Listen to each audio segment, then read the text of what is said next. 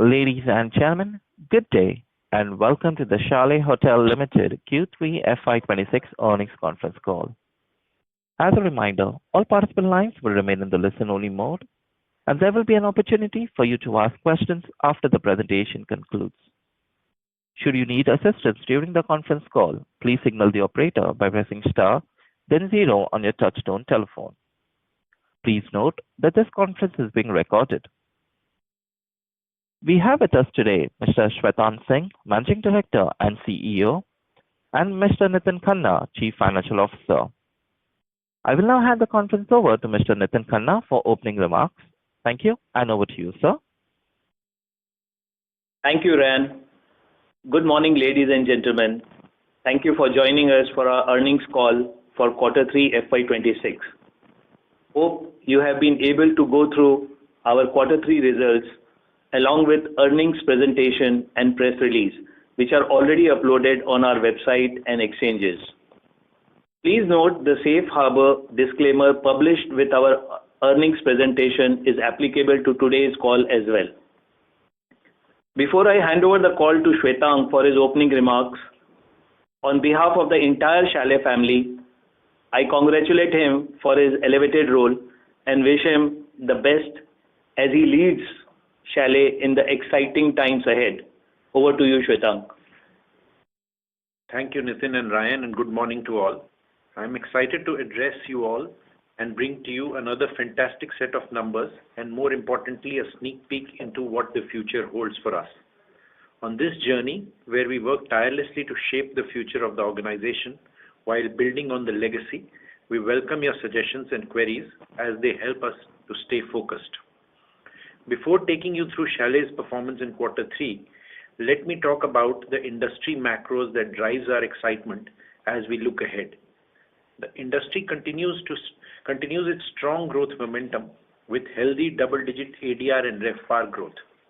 This is not at all surprising, as the key tailwinds propelling us forward remain robust and are not showing any signs of abating. Travel and tourism is rapidly moving from being a discretionary spend to a way of life.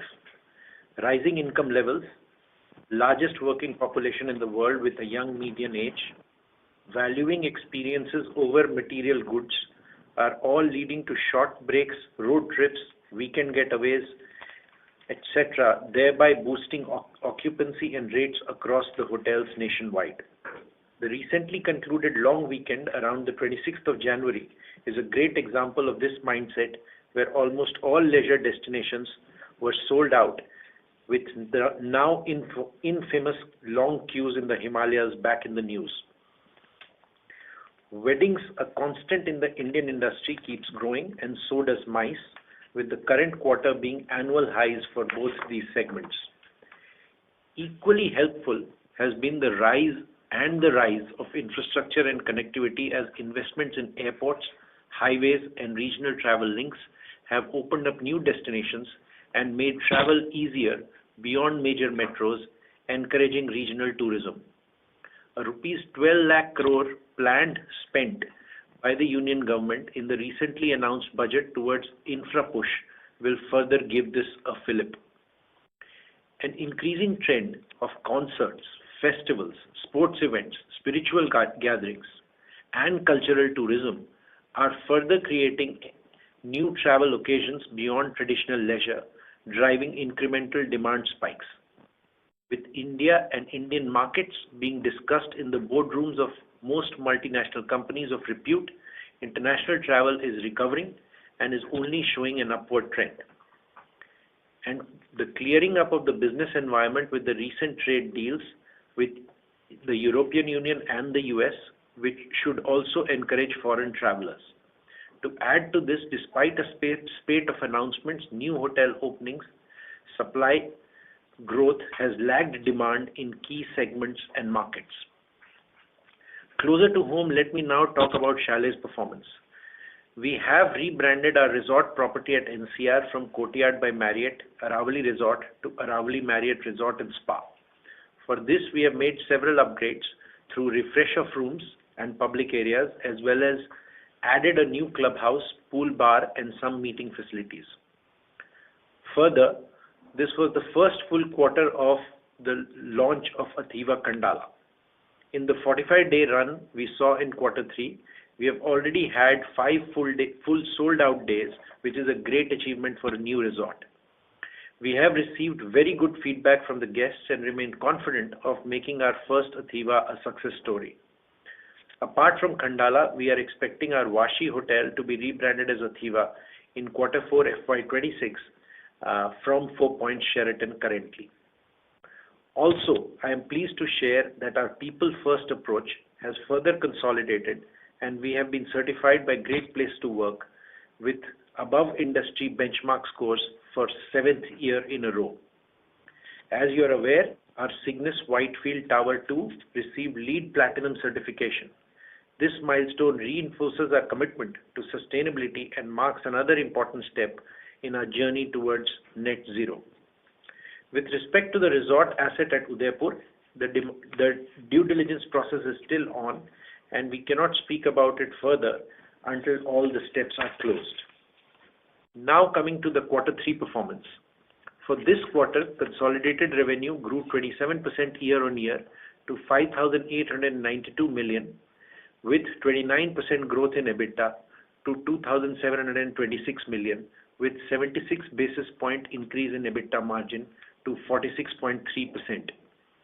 These numbers include our residential income as well. Our ex-resi revenue grew 23% year-on-year to 5,726 million, with EBITDA growing 24% year-on-year to 2,686 million. Diving deeper, our hospitality business delivered strong operating performance this quarter, with RevPAR growth close to 12%, driven by 16% growth in ADRs overall. Excluding the Westin Resort and Spa in the Himalayas, the RevPAR was up 10%. Occupancy was a bit down by 230 basis points year-on-year, mainly due to 4 locations. Bangalore, where we added 129 new keys in this fiscal and has not stabilized. Athiva Khandala, where 100 rooms have been made operational only during this fiscal year. Powai, where the crew business has had a temporary setback due to construction work being carried out at Cygnus 2. We expect this impact to neutralize in FY27 as most of the noisy work will be completed. And finally, Vashi, where the property has undergone a massive renovation to get it ready to become an Athiva. Other than these locations, we have seen strong occupancy across our micro markets. Some of the micro markets like Bangalore, Hyderabad and Pune continue to deliver very strong growth. MMR also delivered high single-digit RevPAR growth driven by 6% ADR growth and 2% occupancy increase despite the above challenges at Powai and Vashi, beating the larger market comfortably on RevPAR growth. We have been upgrading our F&B outlets and the outcome is very encouraging. Our recently launched terrace restaurants and bar at Mumbai, Knox at Westin Powai and L Bar at JW Sahar have performed very well. During the year, we also launched the Soak at Novotel Pune and is again doing extremely well. Kasba, a rooftop restaurant in Westin Hyderabad, also delivered a very strong growth. In the coming quarters, we'll continue to focus on food and beverage outlets, especially at Marriott Bangalore, which also we plan to refurbish and relaunch. Commercial real estate. During the quarter, we contracted an additional 150,000 square foot at Powai, which takes the total occupancy levels to 80+%. Rentals will start from quarter 4 for this new business. With multiple ongoing discussions, we expect to reach 90% occupancy at Powai in the near term. Let me now talk about updates on our live project. Work is on at full swing in Cygnus 2 Powai and we are in track for an FY27 launch. We expect some delays at Taj project at Delhi International Airport due to ongoing pollution-led stoppages. The revised timelines are partial launch by quarter 4 FY27 with a staggered launch post that. Also, I am pleased to share that we have received requisite environmental clearances for our Hyatt Regency Airoli project. With this, we have untangled one of our delayed properties, and it is fortuitous timing as that part of the city is likely to gain from increased demand arising from the new international airport. To remind you, the property is a mixed-use one with the hotel starting from 26th floor onwards. We expect to take about 36 months from the date we commence constructions post all approvals.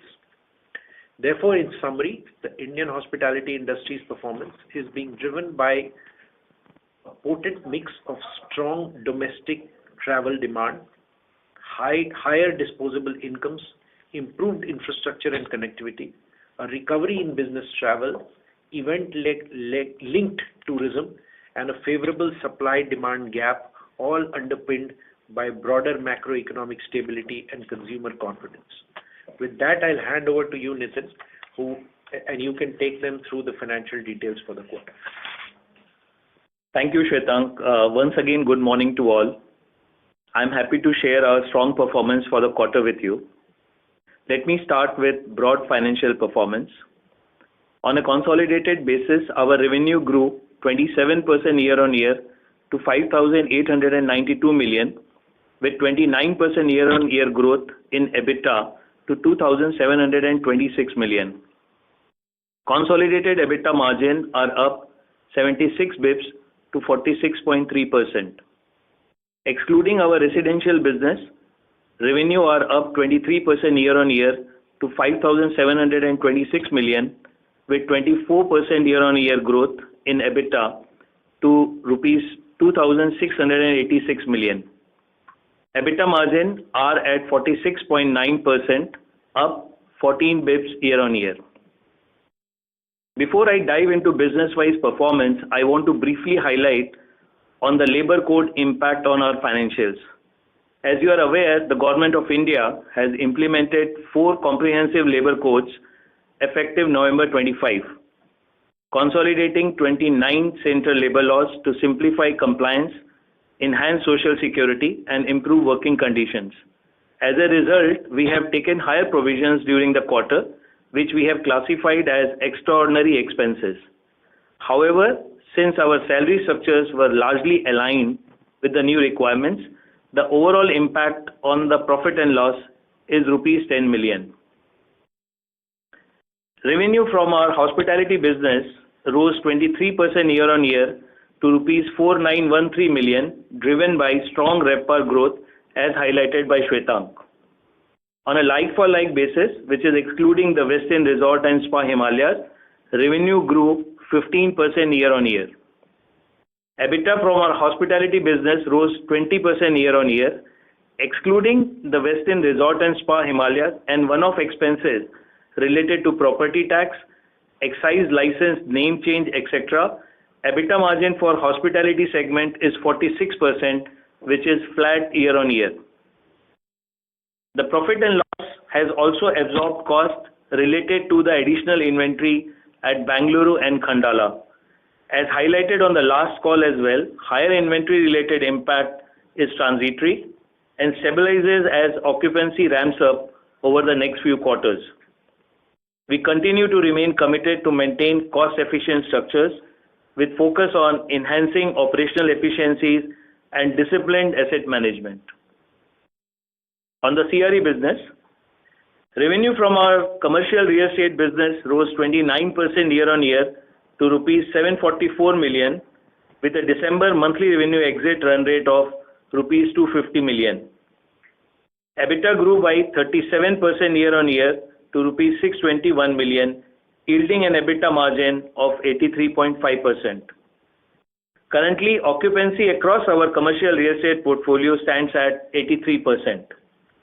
With various ongoing discussions, we expect occupancy at Powai to increase beyond 90% in the near term. While leasing at Bangalore complex remains muted, we expect March 27 monthly revenue exit run rate of rupees 270 million. We expect to ramp up our monthly rentals to rupees 280 to 300 million over the financial year FY27. For the residential project, during quarter 3, we sold 3 units at an average rate of rupees 20,500 per square feet and recognized revenue of 166 million for 2 units that were handed over in the quarter. Let me refresh the Koramangala project details. The project has residential towers in 2 phases and a commercial tower. Phase 1 of residential is completed with 152 units handed over, of which 2 were done in quarter 3 and 1 unit is pending handover. Phase 2 has 168 units and is under development, which we expect to hand over in FY27. The project also has 160,000 square feet of commercial space which is yet to be developed. We are evaluating starter sale versus leasing for the commercial tower. We will be able to guide you further during our next earnings call on the commercial tower. Our net debt stood at rupees 20 billion with the average cost of finance reducing further by 14 bps quarter on quarter to 7.48%. We maintain a healthy liquidity position of rupees 3.8 billion at the end of the quarter. I am glad to convey that we were able to raise rupees 1 billion through issuance of commercial paper at a fixed coupon of 6.3%, which was rated A1 plus by CRISIL Ratings. Our competitive borrowing cost is a clear reflection of the strength of our balance sheet, the credibility we have built with our lenders, and our continued ability to access capital at increasingly competitive rates. On the capital allocation front, the capital work in progress and the assets pending business commencement amounted to rupees 7.2 billion at the close of the quarter. With a disciplined capital allocation framework, we are strategically investing to drive long-term sustainable growth. We have planned capex of around 25 billion over FY27 to FY29, covering our hospitality and commercial real estate business. This will be primarily funded through our internal accruals. This does not include any additional project that we may take up. The company's balance sheet continues to provide the financial muscle necessary to pursue potential strategic opportunities in the future. The CRE business provides a stable cash flow, and with leasing of existing 2.4 million square feet, it will be generating an annual cash flow of around 3 to 4 billion. Hotel business EBITDA adds to this stable cash flows, giving us a strong base of free cash flow generation to support our growth aspirations. With that, I would like to open the floor for questions. Thank you. Ladies and gentlemen, we will now begin the question and answer session. Anyone who wishes to ask a question may press star and 1 on their touchtone telephone. If you wish to remove yourself from the question queue, you may press star and 2. Participants are requested to use their handsets while asking a question. Ladies and gentlemen, we will wait for a moment while the question queue assembles. We take the first question from the line of Adhidev from ICICI Securities. Please go ahead. Yeah, good morning, everyone. I have a couple of questions. So first question is now on the Delhi Airport Hotel with the revised timeline. Could you help us understand how we are looking at the gradual ramping up of the hotel in terms of the number of keys, considering it is a big box hotel? So that is the first question. Thank you, Adhidev. So the way we are looking at it is that the advantage we have for this hotel is that the structure has gone up from bottom up. So we have actually already started the interior works for the public areas and 1 or 2 floors of the rooms. So what it allows us to do is open the rooms up in a staggered manner. So right now we are targeting about 150 rooms for the end of this year, and then in a staggered manner post that ramping up to 380 odd rooms that is required within the next quarter. Okay, so the fair understanding is by Q1 of 28, right? Financial year, we should have all the rooms up and running, right, in the hotel? Yes, that's how we see it. That is correct. Okay, fine. The second question obviously is obviously demand trends in the current quarter, right? Because it's traditionally been the best quarter for us, especially in the business hotels. Any color you'd like to give on the demand and any additional drivers which are helping us on the demand side across geographies? So it's actually it is one of our high quarters, and not just for the socials, it's also for the MICE events. So actually this is and the weather is helpful too, and we expect a similar trend in the coming quarter as well. So there's nothing new, but basically the macros of the country stay strong. The only thing now that is there to look forward to is especially the international travelers coming out of the situation, easing out with both the European Union and the US. So that's something to look forward to. Other than that, the usual trends and increments should continue. Okay, fine. So that's it from my side. I'll come back in the queue for more questions here. Thank you. Thank you. Thank you. We take the next question from the line of Rahul Jain from PhillipCapital. Please go ahead. Good morning, sir. Just a question from my side. I just want to understand how do you see the ARR progressing in the MMR region, and in the near term to medium term, what is the outlook on the ARR growth going forward in this region? Hi, Rahul. This is Gaurav from Chalet. The MMR region obviously is driven by many sub-markets, and we are positioned more in the Sahar belt as well as Powai. On the whole, we have seen the whole of the region be in early single-digit growth on a RevPAR perspective, while, as Shwetank said in his earlier statements, that MMR for us has come in the later single-digit growth. So we've actually been outperforming the market on the whole. And we constantly keep an eye on our competition. There has been a substantial increase that has come into the market over the last few months, particularly in different segments of the hotel around the region that we operate in. We believe that we constantly keeping an eye on the market allows us to be able to pivot to what segments we need to bring our business from, and we continue to have a very strong premium from the market, which should allow us to keep track with our growth trajectory. And just to finish that off, in general, we should be mindful that Mumbai operates at very high levels of performance, both on the occupancy and the ADR side. So to expect a similar growth story necessarily as what's happening in the south today or what we expect Pune to have may not play out here, but it's good to see that we are still growing and growing decently in the market, and that's what we expect to happen.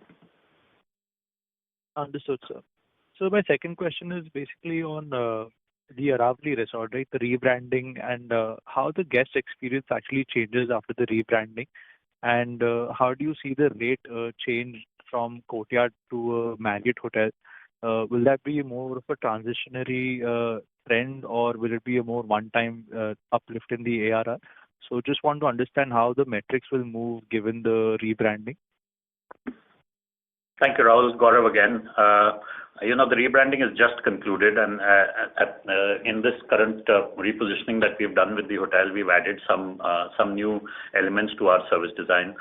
We've got a new clubhouse with sporting facilities. We've got additional meeting and conferencing facilities that have been added in, and we've upgraded some of our existing facilities as well, including that of a pool bar, which is the center of the resort in its own positioning.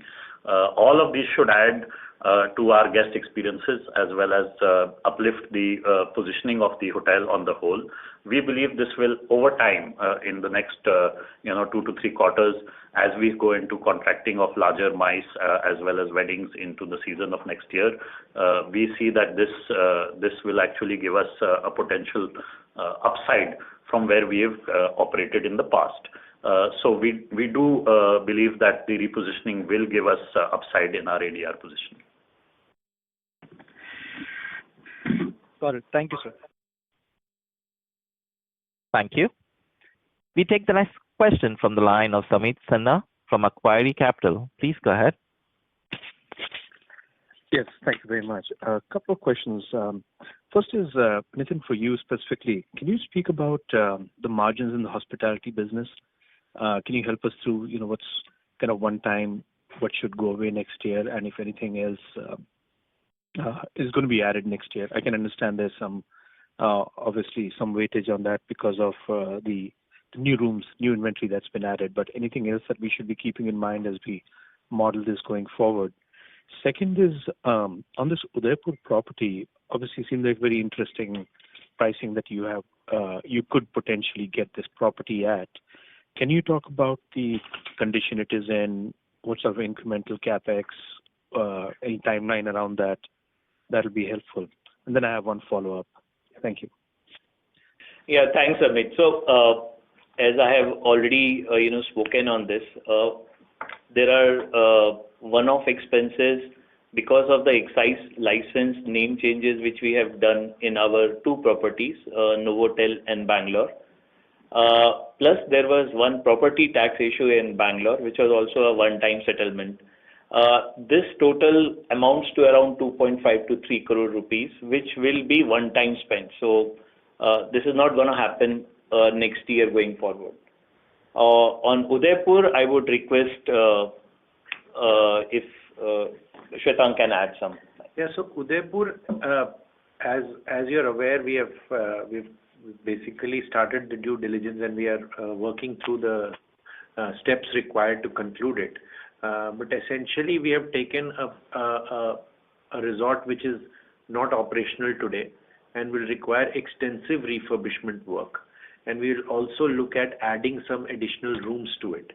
So whilst the contours of this deal get clearer as we go along, because we'll have to figure out how many rooms we can add, etc. It's only then we'll be able to give you a full picture of what the capex would look like and what the number of rooms would look like. So at this stage, we will just leave it at that. Got it. One final question. Obviously now we have signed the trade deal with the US. EU was in the last 10 days, so it seems like business opportunities will increase and hopefully travel will also increase. Do you have a sense of what the FTA levels, whether they are above pre-COVID at level or have they started to increase? Any sort of guidance in that would be very helpful. Hi, Sanat, Gaurav here. So just to add to the FTA levels, I think we've added inventory into our system, which you're well aware of.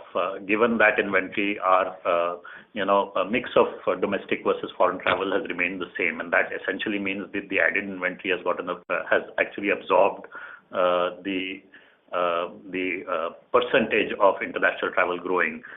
If we look at it today, 40% of our business across the board comes from foreigners, and that percentage remains intact with the added rooms that have come in. So that essentially means that we are above pre-COVID levels, though the percentage may show the same. And given what you just said, the positive sentiment coming through, particularly the last two trade deals, as good as this morning, we strongly believe that this will only grow further.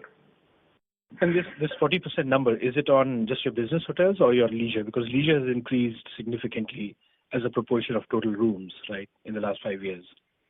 This is overall our portfolio, including business and leisure. Okay, thank you. Thank you.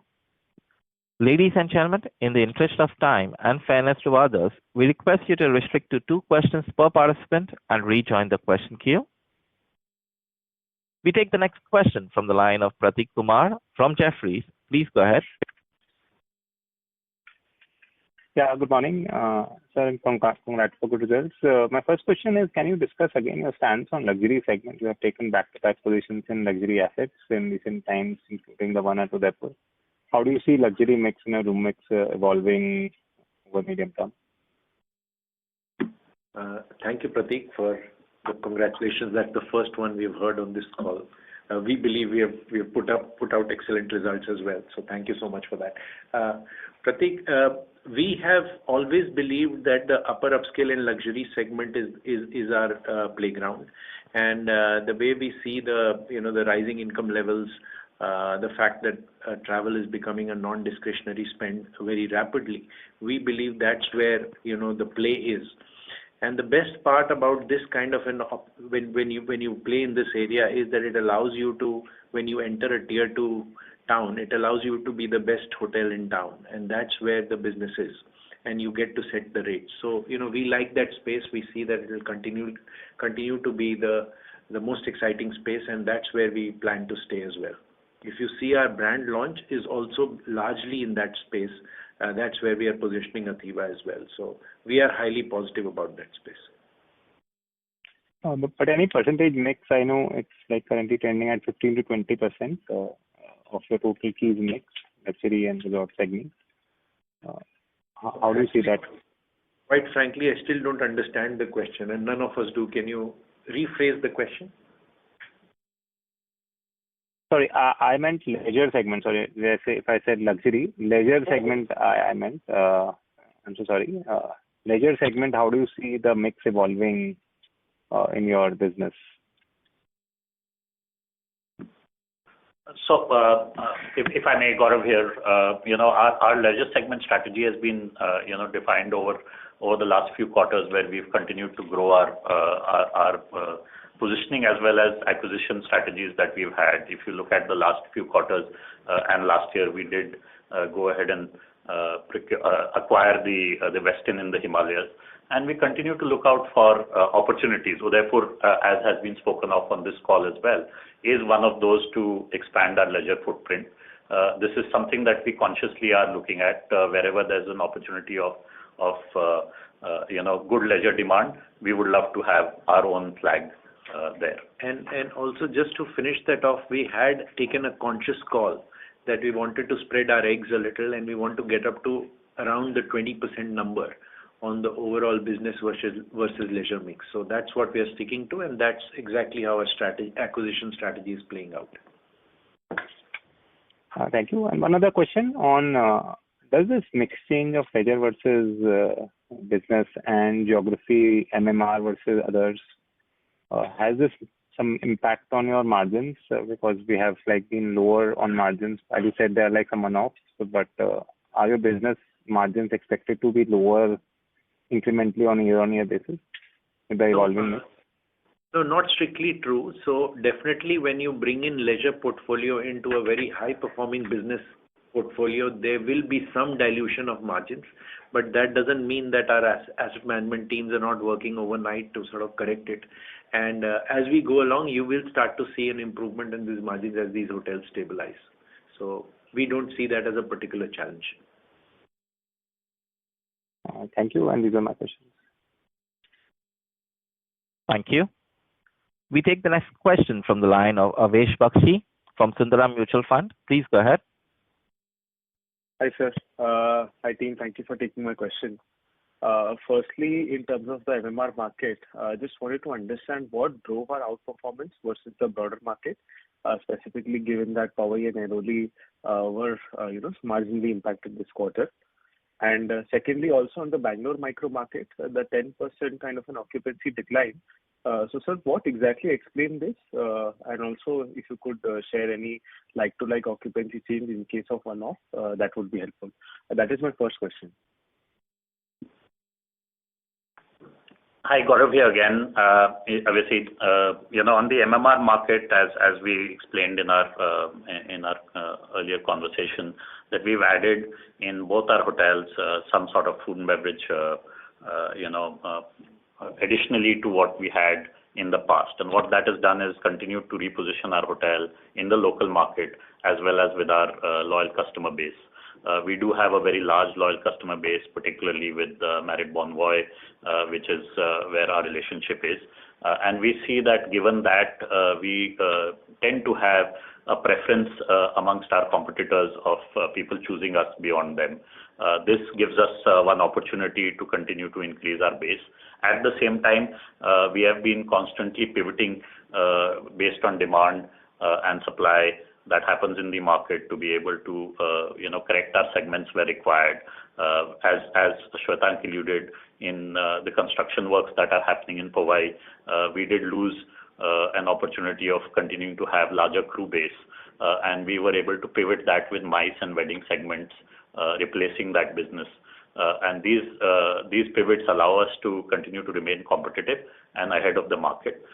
In Sahar as well, what we have constantly done, given that there has been new inventory that has come into the market, is to reinforce and ring fence our corporate segment, which is our largest producing segment in the market, and we've ring fenced our relationships there, continuously engage them, so that we are able to ensure that they use us going forward as well. These strategies have helped us position ourselves as well as give us greater guest satisfaction and led to better and bigger share of the market. With respect to Bangalore, just to finish that off, sorry, that was the second part of the question. So the drop in occupancy is mainly because we've added additional 130 rooms, and that's stabilizing very rapidly. And you can see that we have been still able to command a very high ADR growth despite the new rooms coming in. So we continue to work on that strategy. In the next 2 to 3 quarters, we expect these rooms to stabilize, and the drop in occupancy is only temporary. It should pick up later. Sure, sir. Just a follow-up, if I may, on the MMR market.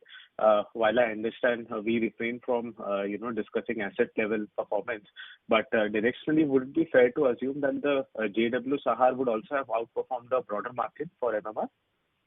Yes, absolutely. Thank you for that, sir. And just a second question. While I understand that DIAL asset is a cold cell which we will receive, but are we also participating in the current construction process by any chance? No, we are not. But what we have done is that rather than work in series, we have started to work in parallel. So because the public areas are ready, even as the facade is being closed, we have entered to do our MEP and interior works. Oh, okay. And so just one thing here, with the timeline shift now, is there any change in the potential capex outlay on this asset? No, nothing has changed from that perspective, because actually the delay is on the civil side, and the civil is being handed over to us by GMR, so not really. Sure, sir. Thank you for answering my questions, and all the best. Thank you.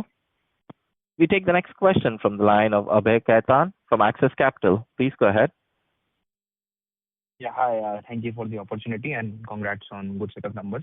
So my first question is on the pipeline on the Goa market. So over the last year and a half, we have seen that from the industry data that Goa market has not really done so well.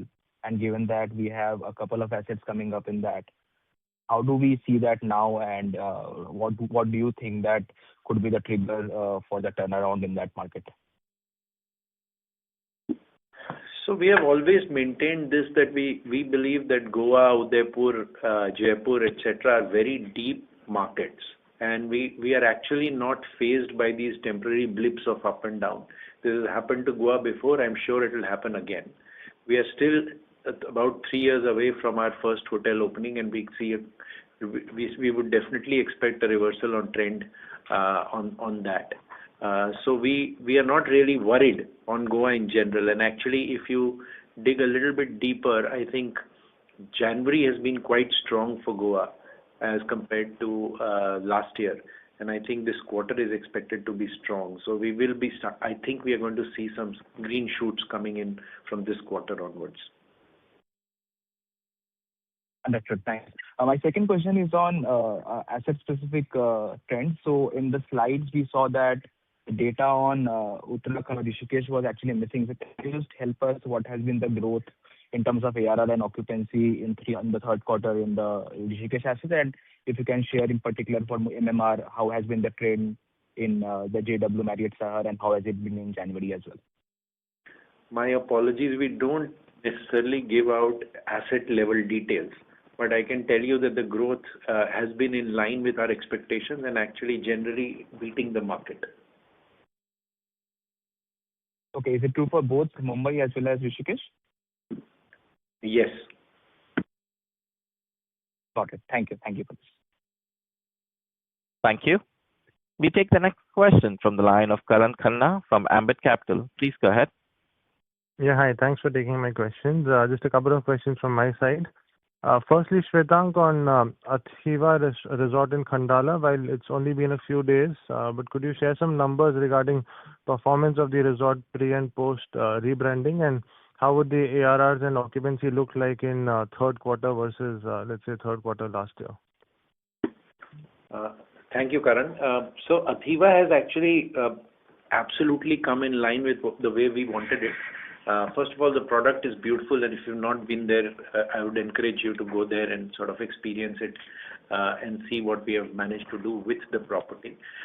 So we are no longer actually even looking at comparing our performance to pre-branding versus post-branding, because we expected a massive jump in ADRs anyways. We have managed to maintain very high levels of ADR, and most importantly, during these days, more than the business, what counts is the positioning. And from a positioning perspective, we have had excellent guest feedback. And we are using this time to sort of spread the word to say that we have invested in this property, invested heavily, and we have put in a brand that delivers on its promise.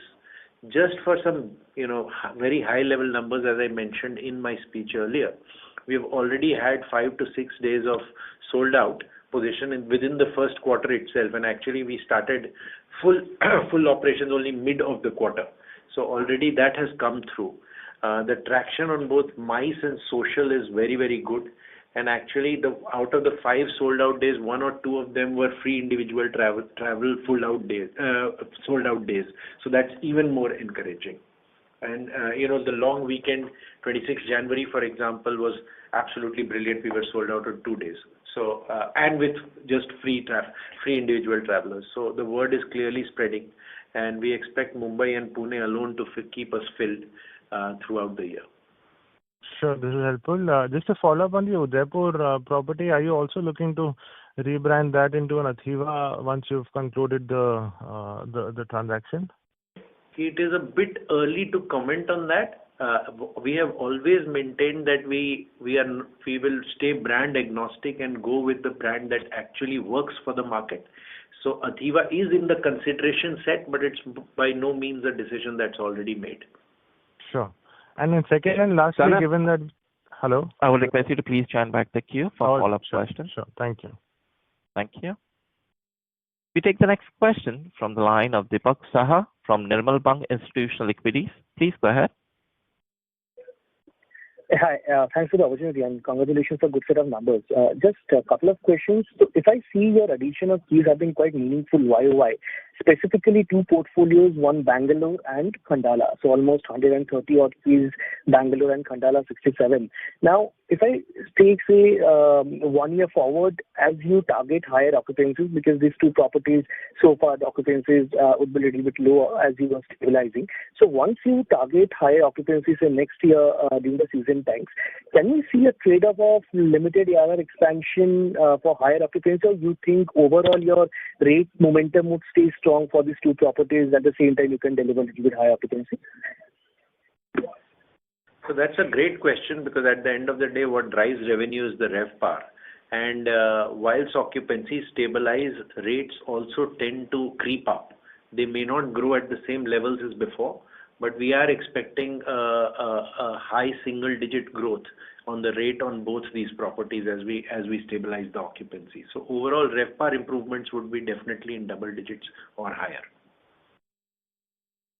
Got it. That should lead to meaningfully, strong revenue growth. But as your rates, the interpretation that I'm getting, you can correct me if I'm wrong, then essentially your margins should reverse back to, even if it's a high single digit kind of an ARR growth, essentially should reverse back to the numbers that we had earlier, say Q3 FY25 kind of a number.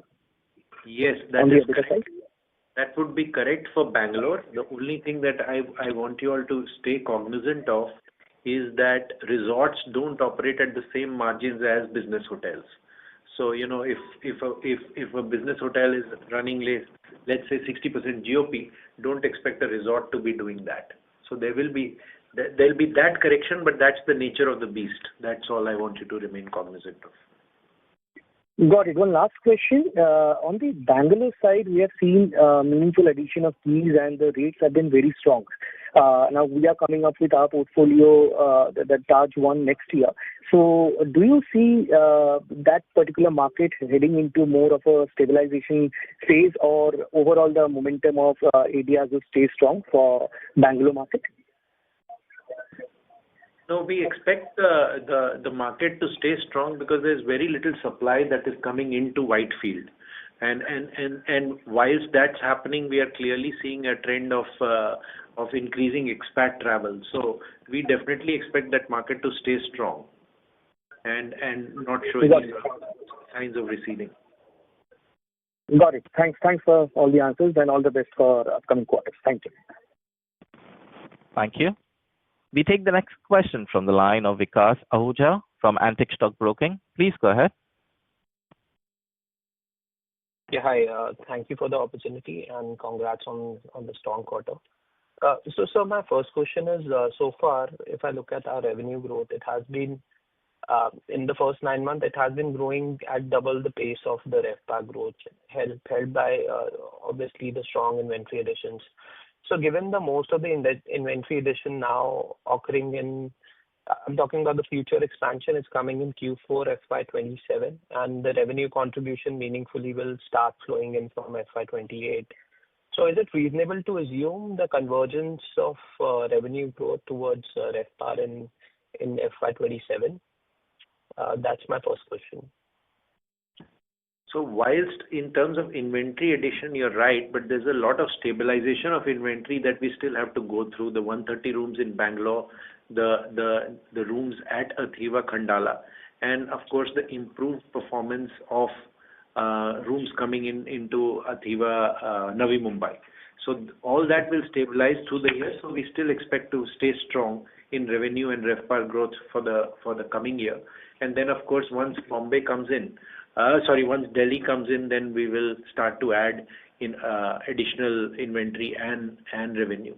And also, let's not forget that Rishikesh and the Courtyard, which is now going to be the Marriott, has had a very difficult year, calendar year especially, with rains and the disruption of India-Pakistan war.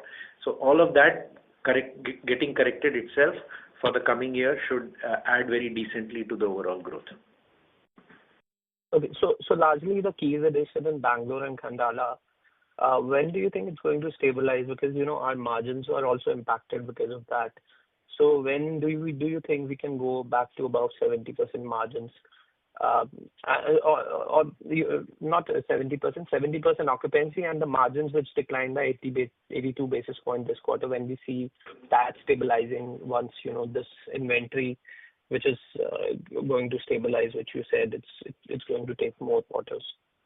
So just to again sort of split this question into two parts, Bangalore being a business hotel in a very sort of deep market, we expect that stabilization to happen more rapidly. So that should happen over the next 2 to 3 quarters at best.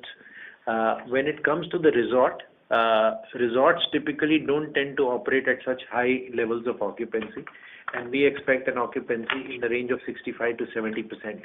So that may take the best part of this year, coming year, and a little more. Only to remind all of you that we are only in the second year, we are only going to enter first full year of operations as Athiva. So let's be a little bit more patient. So patient hotels take about 2 to 3 years to stabilize. Now, just to continue on what Shwetank was telling about the additional inventory, if I look at my quarter-on-quarter same-store margin contraction is 0.6 basis points only. And if I add back the one-offs which I just stated in the call, my same-store EBITDA margin is actually flat year-on-year. With the additional inventory coming in, both from Khandala and as well as Bangalore, we expect margins to go up. So I think that answers your question. Okay, thank you. And also in the Vikas, I would request you to please join back the queue for follow-up questions. Okay. Thank you. We take the next question from the line of Harshit Mantri from HSBC. Please go ahead. Yeah, hi. Thank you. Congratulations for a good set of numbers. Most of my questions have been answered. Just one, that are you still in the race for bidding of JW Marriott Bangalore? And where do you expect to fund that acquisition? Will that be internal accruals or you might raise debt for that? Thank you, Harshit. Can you help us win the bid? If you can, then that answers your question. No, we are definitely in the race. We like that asset, and we have put in our bid as many others have. So we would like to win that one if possible. With respect to where we can get the funding from, I'll let the CFO give us that answer. I think we have enough headroom in the balance sheet, and in the earlier calls also have stated that we have commercial run rate which is getting very strong, and by the year end, if my closing run rate is already 30 crores per month, the entire LRD eligibility covers my current entire loans. So I have enough headroom to look at the allocations. Yeah. Okay, great. Thank you. That's it from my side. Yeah. Thank you. We take the next question from the line of Jinesh Joshi from PL Capital. Please go ahead. Thanks for the thanks for the opportunity. Sir, I needed one small clarification. In the presentation, we have mentioned that renovation at 4 Points Vashi basically had an impact on occupancy. So just wanted to confirm, I mean, do we include non-operational rooms as well into the base while calculating occupancy? So that is one. And secondly, we also mentioned that due to the ongoing construction work at Powai, the occupancy in the nearby hotel was impacted. Now, given the fact that the Tower 2 is expected to come up by 4Q of FY27, that construction will continue. So do you expect this occupancy hit that we saw in this quarter to continue for the next financial year as well? Thank you. I will answer the first question. You may have to repeat the second one. We kind of lost your voice in between. The first question we heard. So whilst the occupancy gets reported on only the available rooms and not the out-of-order rooms, but construction, because of the disruption, is not a great environment for guests to stay in, and therefore that's why we say that the occupancy gets hit overall. Can you repeat the second part of the question, please? Yeah. Sir, because of the ongoing construction work at Powai, we also had an impact on our hotel, which is located nearby, right? Now, given the fact that this construction is expected to last till 4Q of FY27, do you expect the occupancy hit to kind of maybe continue for the next 3 to 4 quarters?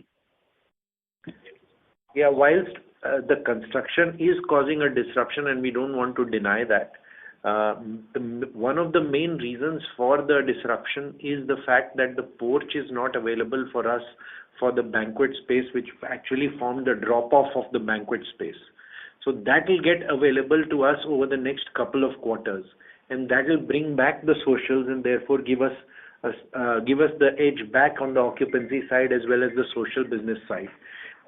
Also, very rapidly, once the civil work gets over, the noisy work is out of the way and the dust, etc., is gone. And therefore, that will also not necessarily last till the end of the project. So with that, we expect over next 2 quarters for this issue to stabilize. Got that. One last question from my side. I mean, in the last earnings call, we had mentioned that construction at our South Goa hotel will begin in 4Q. So what is the progress on that? And secondly, I think we have also bought some land at Rishikesh for about 60 crores, which is right next to our existing property. So are we planning any brownfield expansion over there? If you can give some color on that as well.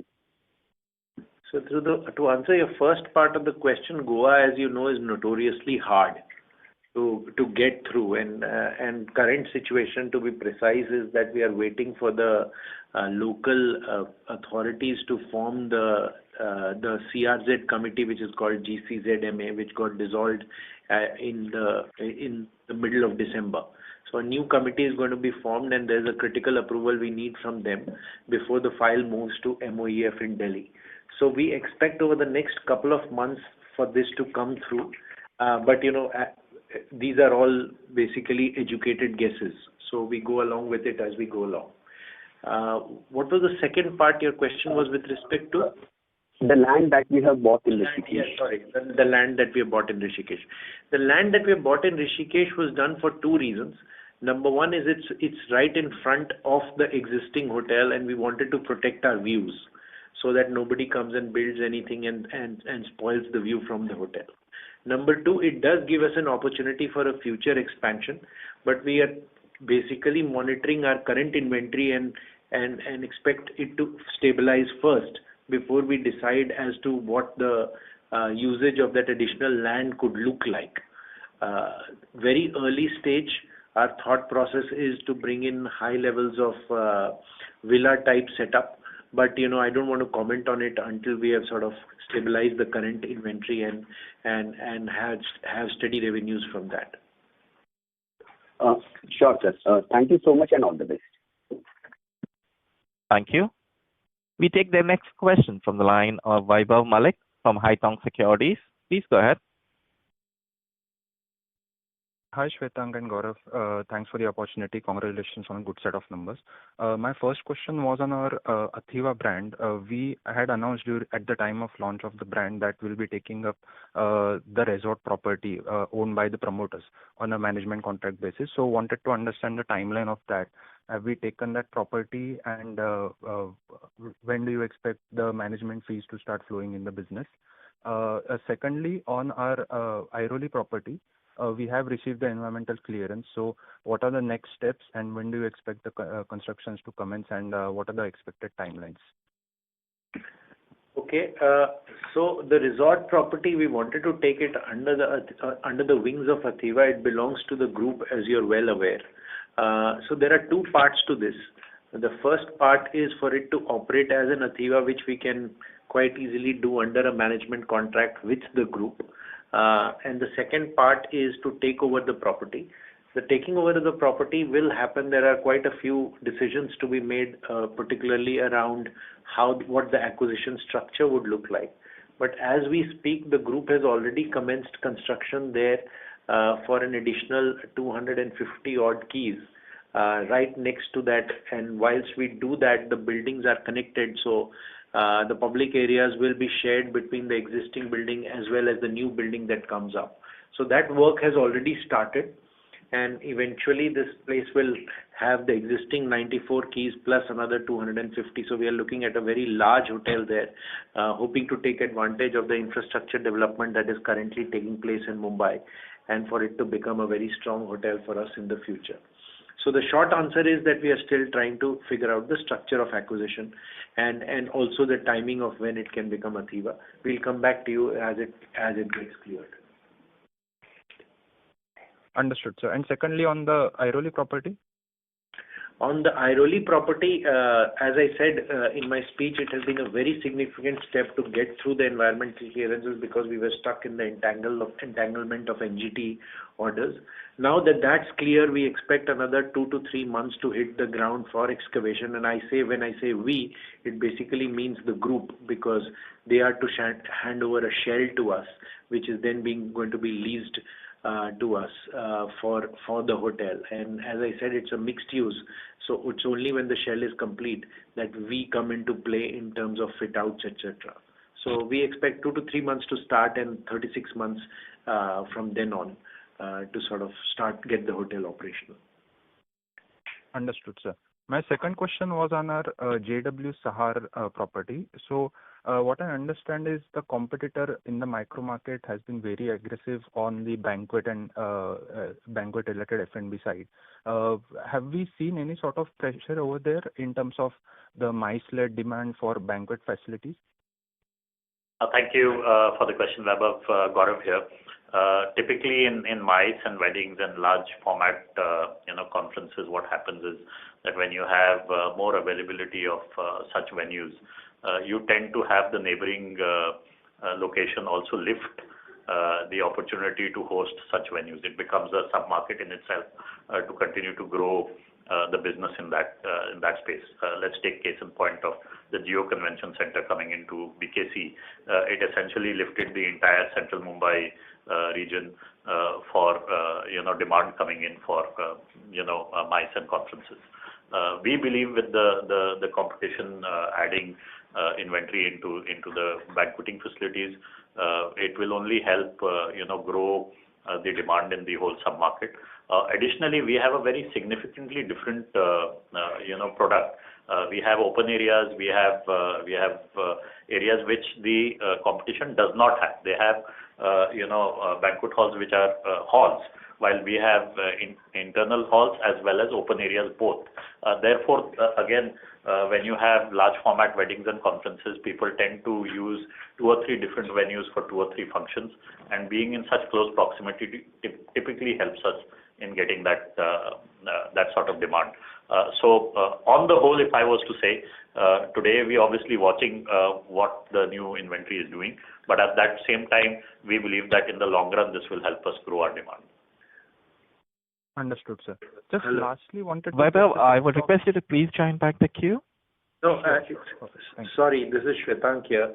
Sorry, in the interest of time, we have a couple of more engagements to go through. Can we call it a day? And Sukrit and Prateek, I'm sorry we are missing out on your queries, but please feel free to write to us and we will be able to respond to you if that's okay with all of you. Okay? Ladies and gentlemen, with that, we conclude the question and answer session. I now hand the conference over to Mr. Shwetank Singh for his closing comments. Thank you all once again for joining. As always, we appreciate your insightful suggestions and queries. We hope that we have been able to respond to your queries, barring the 2 gentlemen that we missed out on. In case you need any further clarifications or insight on our business, please feel free to contact Deepak and he shall be able to help you. Good day and thank you so much. Thank you. On behalf of Chalet Hotel Limited, that concludes this conference call. Thank you for joining us, and you may now disconnect your line.